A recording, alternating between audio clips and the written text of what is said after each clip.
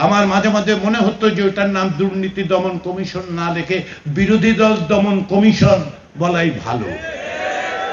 সরকার যে টাকা খরচ করে সেই টাকার হিসাব চাইতে হবে। দুর্নীতির কি অবস্থা আপনারা জানেন?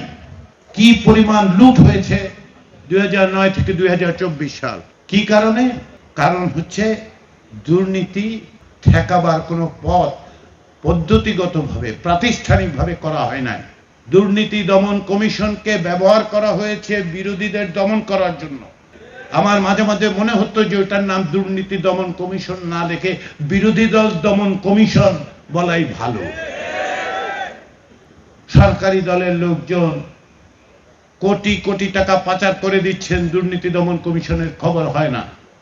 কারণটা কি? কারণটা হচ্ছে দুর্নীতি দমন কমিশন এইভাবেই নিয়োগ হয়েছে। কিন্তু শুধু দুর্নীতি দমন কমিশন আসলে ঠিক করলেই যথেষ্ট নয়।